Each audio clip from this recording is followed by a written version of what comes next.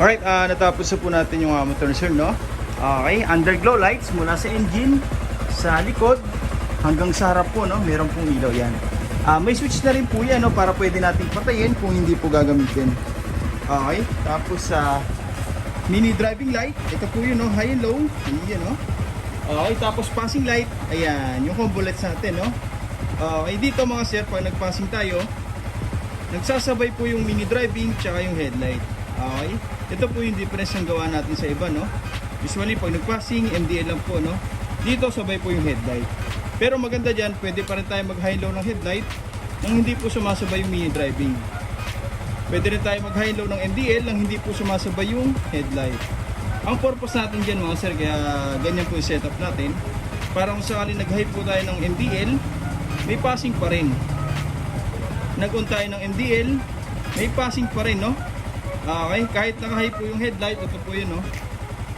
May passing pa rin po. Okay, sa MDL kahit mag-high po tayo, may passing pa rin. Hindi po tayo mawawala ng passing light, no? Okay, kahit naka-off o naka-on yung mga ilaw natin, pag nag-passing, may ilaw po. Sa busina, ganun din po yung setup natin, no? Ito po yan.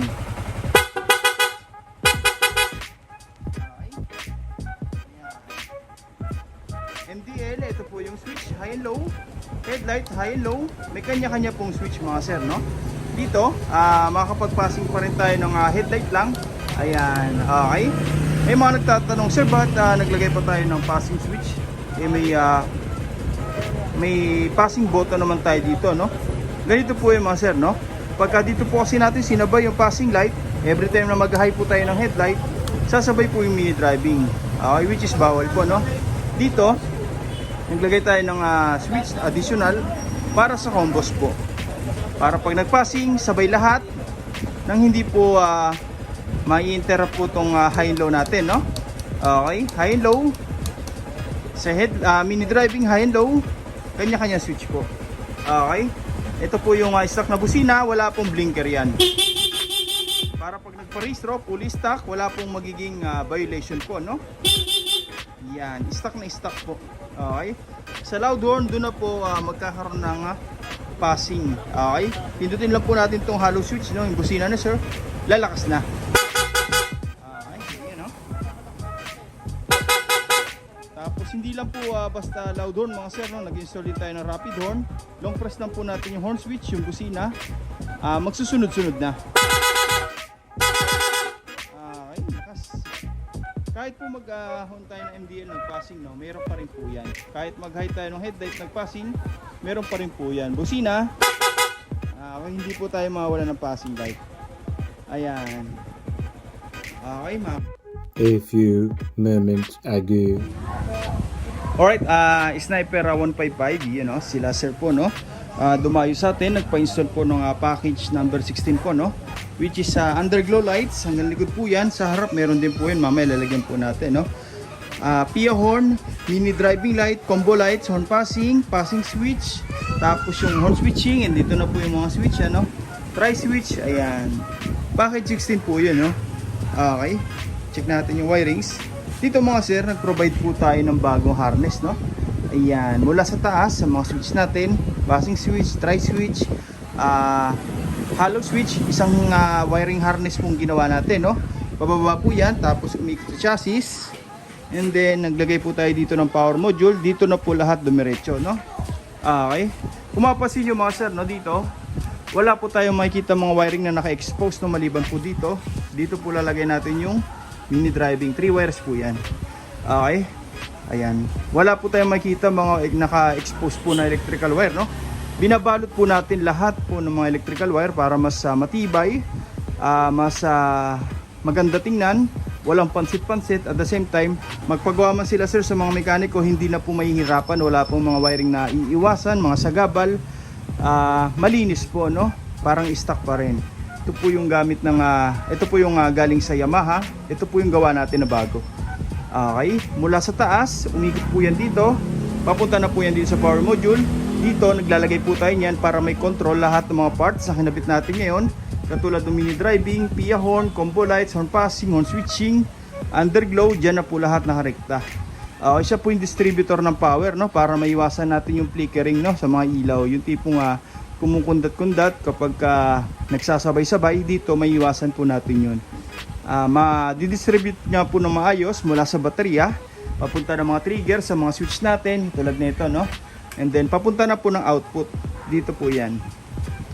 Bawat parts may kanya-kanya pong distributor po, no. Okay, mag-on man tayo ng underglow, hindi po hina yung mini driving tsaka yung busina. Magbusina naman tayo, hindi hina yung mini driving tsaka yung underglow. Mag-on man tayo ng mini driving, hindi po hihina yung dalawa. Okay, yan, talagang safety po yan. Okay, may mga customer po tayo, no, 5 years na po yung ganito nila. All goods pa rin. Magpalit man tayo ng underglow, ng busina, ng mini driving, universal po yan. Applicable po kahit anong brand. Okay, may mga shrinkable tube na rin po yan sa loob, no.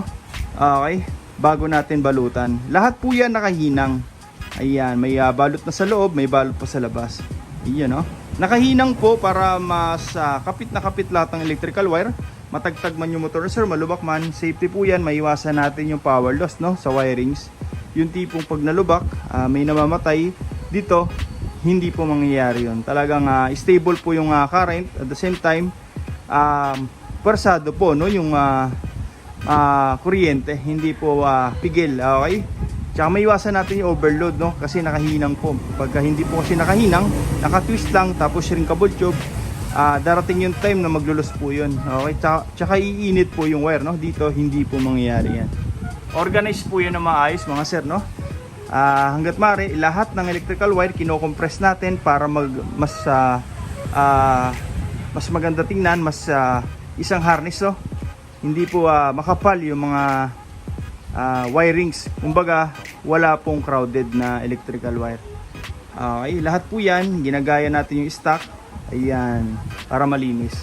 Okay, mainitan man ang makina, mga sir, no. Hindi po yan basta-basta lulutong kasi nakabalot po. Maulan naman yung motor ni sir, magpa-motor wash man tayo. Safety po yan, hindi po magkakaroon ng malfunction. Okay, kahit matamaan po ng mga tools, no, in the future, magpagawa tayo sa mga mekaniko, matamaan ng tools, hindi po yan basta-basta bubusalsal o kaya susugatan po, no, dahil may shield po yung wirings natin. Okay, lahat po ng ginamit natin dyan, pang automotive wire na po, no. Talagang pure copper, hindi po nagpupulbos. Medyo maselan po kasi tayo, no, pagdating sa mga wire. Hanggat maaari, yung pure copper po yung ginagamit natin pang automotive. Para mas matibay, mas long life, at the same time, puwersado rin po yung output, no, yung busina, talagang malakas, hindi po pigil. Okay, ayan, no. Maganda yung pagkakagawa. Parang stock pa rin po, mga sir, no? Pero marami na po tayong nalagay na features.